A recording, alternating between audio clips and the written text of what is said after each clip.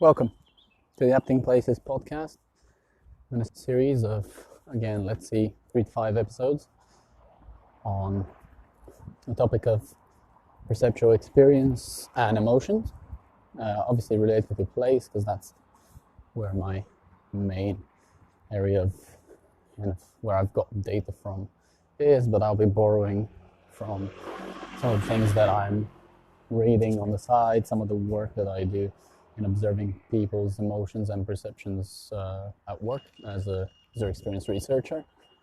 So I'm quite inspired because this is all in preparation and to get the juices flowing for me as I'm writing an abstract for my first submission for publication. And I've also signed up to help me think through some of the more difficult problems for a course, an online course at Oxford University on the philosophy of emotions. So I'm quite excited about that because I downloaded the handbook on emotions edited by Lisa Feldman Barrett and multiple other editors. So it's a 50-hour long audiobook, but it's interesting to reflect on how personally maybe I've always underestimated the things that I've been reading within geography and finding out in my own research that I've kind of felt that I needed to dig deeper. And I think as a contribution it's already maybe enough to demonstrate how in this domain emotion actually has a cognitive component, so actually is informative and brings you something that's worthy of your attention based on your goals. So I've been reading and listening to YouTube videos actually from a guy called Absurd Being is the channel. I don't even know if he's qualified, but that's on perception and the phenomenology of perception. Got the Oxford Handbook on philosophy of mind as well to read about perceptual experience.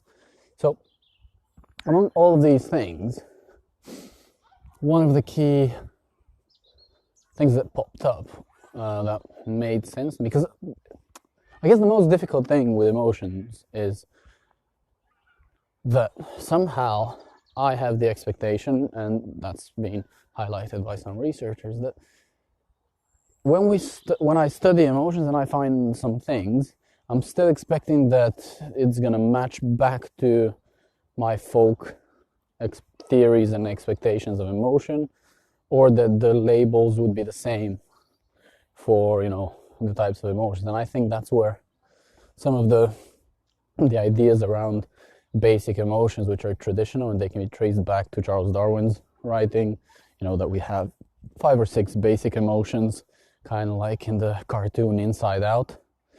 That's a very good and healthy starting point to even pay attention to emotions in your personal life, because I don't know, for me personally, I've been probably brought up in a quasi stoic mindset where avoiding emotion and ignoring it and not necessarily seeing it as something that's informative was the case. So to at least have an idea of the basic emotions and that they have a certain footprint is a good starting point, but it does seem to be by now pretty much an old theory, kind of like, wouldn't call it necessarily discredited, but just like the history of emotional research.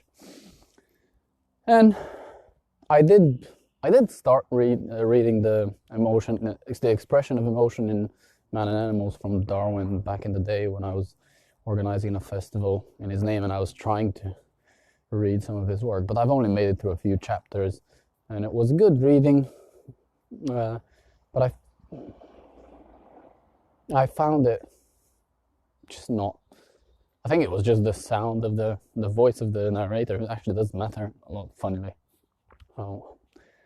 But the key insights from that have probably been carried forward too much, for too long, and there does seem to be alternatives that are more helpful in later research. Some of it from cognitive psychology, some of it from neuroscience, and also from the experience of emotions and kind of the phenomenology, the feelings of the experience of emotions.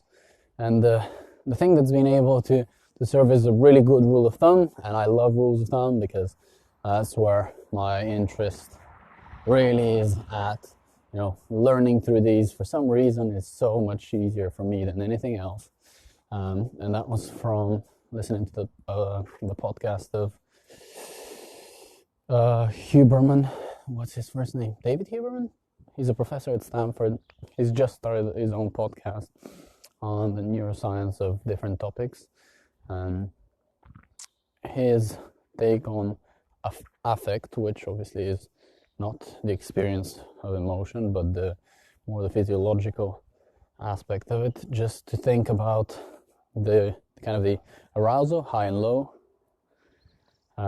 valence, positive and negative, and then whether it's kind of internally directed or externally directed. And the reason why this is so easy for me is it kind of goes away from needing more labels, and I imagine it as a diagram of like the four quadrants and an axis, but also then it probably has a three-dimensional structure to it in the images I've got in my head, because then you have to add like maybe a different color for internally or externally kind of caused emotion. Directed, let's not call it caused, because that's probably too much of a leap, but inwardly directed high arousal, negative valence, is something that would be similar to what might be anxiety, which you feel in the culture where I live in the UK. Actually, I've always said that, funnily enough, anxiety it's not a word that we have in Bulgaria where I grew up. But then when I think about it, people get angry, and that's okay, because socially, to take it out on other people and be more explicit, outwardly directed, is normal. So then you can see how the culture could play a role, but it still seems to work with that rule of thumb of,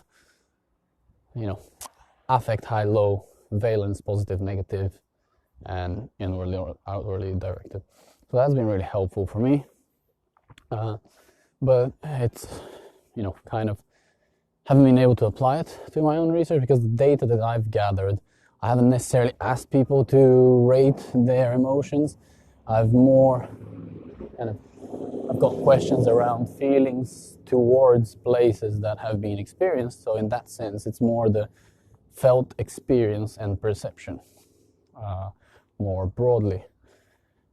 And this is where I keep hitting this roadblock of just mentally, I have no idea where an intuition is different from an emotion and a feeling. Now, I've read enough to be able to hear other people's perspectives, to, learn it, but I don't think I've understood it well enough. So like the way that it is in my head at the moment is that, there's emotion from the outside, kind of from experience more generally. Feelings are what you internalize, I guess, through perception. And then having an intuition is where probably you have the emotion, but the perception that you have doesn't necessarily fit what we would call, cognition. It's not like straightforward thinking or formal logic, anything that you can't verbalize in that way or represent. That would be intuition. And then it skips the step to, in the idea that there is always a belief, like an attitude to then drive action. because I think if I take an evolutionary perspective, because that's the easiest, there must be an advantage to quick and fast action. And again, I'm getting into the territory that's more familiar to me within behavioral economics, but obviously through my reading, I've kind of moved away from dual process theories like the Kahneman and Tversky ideas of system one being this negative thing of fast intuition, and then always, if we can, we should be thinking slowly.